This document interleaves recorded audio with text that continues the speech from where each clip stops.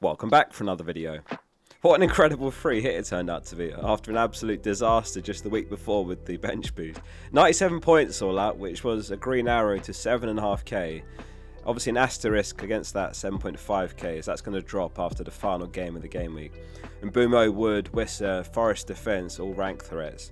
So yeah, I mean, staying inside the top 10k would be incredible for the first time this season as well if it happens. Double Wolves defence then, I mean, that couldn't have gone any better, could it? 8 Nori with a goal and an assist. I was absolutely devastated when I saw that Leicester had been awarded a pen.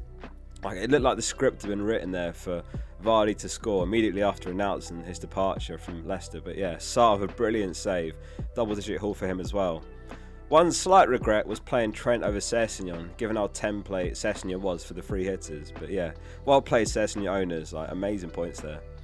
It was looking like a great call actually, because of course Fulham conceded really early on, but yeah, he scored that stoppage time winner, which earned him maximum bonus as well for an 11-pointer. Raul obviously a disappointment that match, coming away with a 1-pointer against Southampton. Good luck if you've got anyone left to play in this game week. The rest of us that are all out are going to be hoping for a bad FPL game. I'm hoping it's something like a 1-0 with maybe Hudson-Odoi and Lewis Potter scoring. That'd be perfect. Anyway, let's have a look at the highs and lows sent in by you guys. We've got maybe the most painful one we've ever had this week. FPL Binary says, first good week of the season, 102 points all out. And what I like about this one is the formation as well, right? I didn't see anyone playing a 5-3-2 ahead of the deadline, but look how well it went, 102 points all out. FPL Frosty says, I'm still cowering in a corner crying. No chip active, and it was a painful week for obviously a lot of teams if you didn't have a chip active. Frosty got 47 points, just Milenkovic left to go. Oz11 says, I hope for a boring game on Thursday, 103 points all out. Not just a really impressive score, but look at the rank, 4th in the world. I mean, good luck Oz, you're firmly in the race to win the whole thing from here. If you do get to rank 1, then if you're interested, let's do a video together as well. Aaron with one of the craziest that we've ever had, the biggest score sent in this week, 11 out of 11 returns. He had Jose Sarr, 8 Nori, Trippier and Cunha all getting him double-digit returns, including Captain Cunha for 30 points alone. Well played. And lastly, Sertalp, who says, I got you, Oscar. Some of you might know him, he's a bit of a pioneer in FPL analytics, and he's had a huge impact on the analytical side of FPL.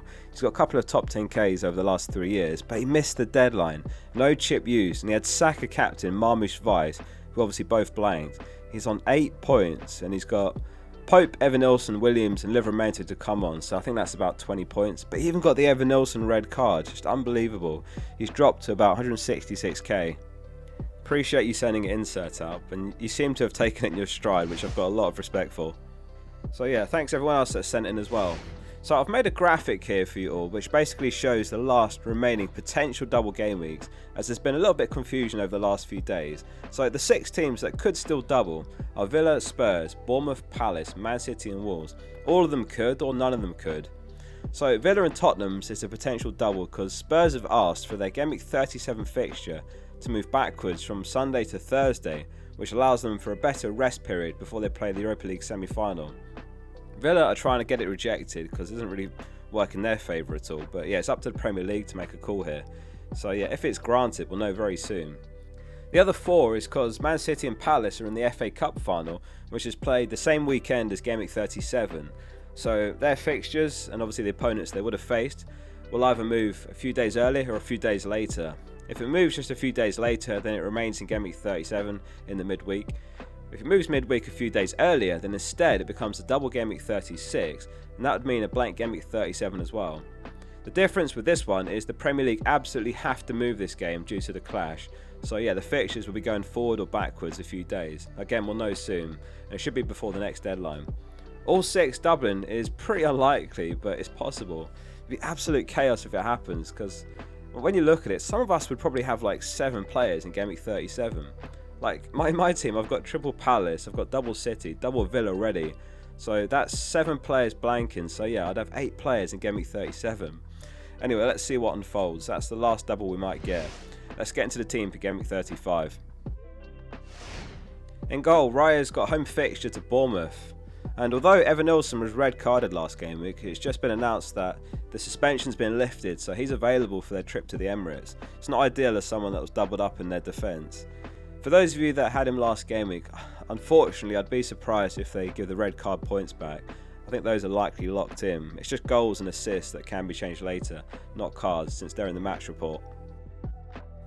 In defence, it's Vardy, Wan-Bissaka and Saliba, and here's your Gameweek 35 clean sheet odds. Man City and Everton joint top this week, 45% chance.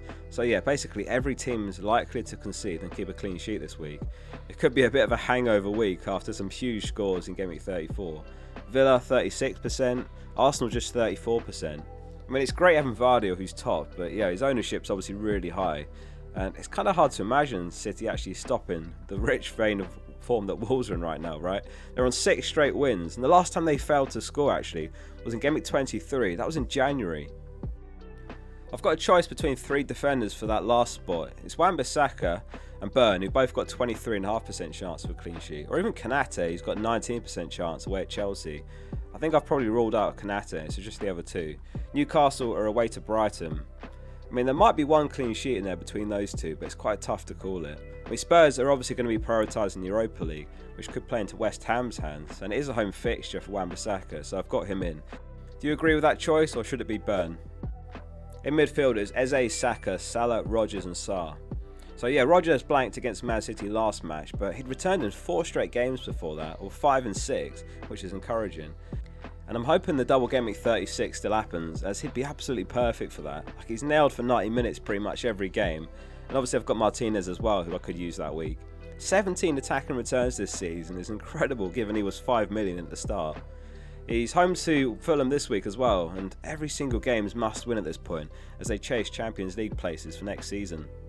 Saka unsurprisingly played 90 in the Champions League against PSG, as Arsenal lost 1-0 at the Emirates. It's not over yet though. I mean, they're going to have Partey back for the second leg. Liverpool, they won one leg against PSG 1-0. The other one they lost 1-0. So yeah, we'll see. And obviously Villa gave them a really hard time as well in the second leg. So there's still a chance. And I'm fully expecting a Saka benching for Waneri this game week, unfortunately. I mean, the likes of Sterling, White, Zinchenko probably start as well. So yeah, Saka's got to go, unfortunately.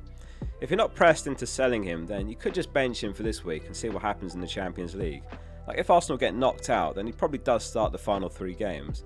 Though they do have Liverpool Game Week 36, Newcastle Game Week 37.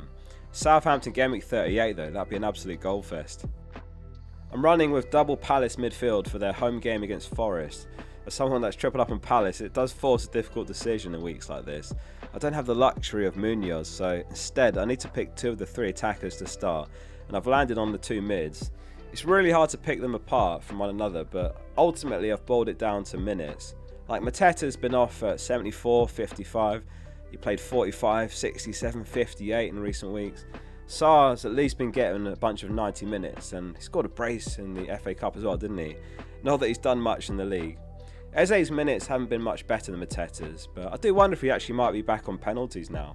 Obviously 2 penalties ago he missed against Newcastle, and in the FA Cup Mateta missed as well most recently.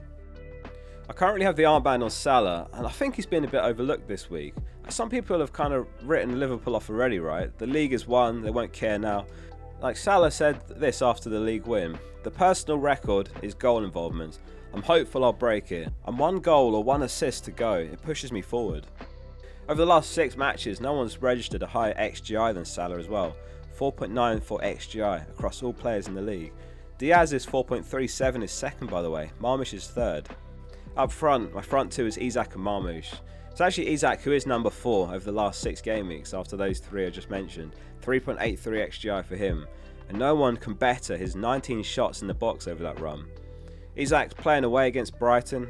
Interestingly, he's never scored or assisted against them in the league in 4 meetings. All 4 he started as well. Newcastle have only beaten them once with Isak, which was in the 22-23 season. Haaland's back in training for Man City, which could make Marmoush a problem soon. Though with so few remaining transfers, I'm not sure I'm even going to have the luxury to sell him. Like, if Man City get the double Game Week 36, then I'll have to keep him, even if he's a rotation risk. And if they don't get the double, then I suppose I could sell him for Evan Nilsson Game Week 38, because he does have that amazing Leicester home fixture. The bench is Martinez, Mateta, Konate and Burn. A few 50-50s this week. Do I start Martinez or Raya? Do I start Mateta or Sarr? Do I start Burn, Konate or Wan-Bissaka? I've got nothing in the bank this week, just 1 free transfer as well after the free hit. If you caught the transfer plans video on Sunday, then you'll know that the plan is to sell Saka for Mbeumo, and that plan's not changed.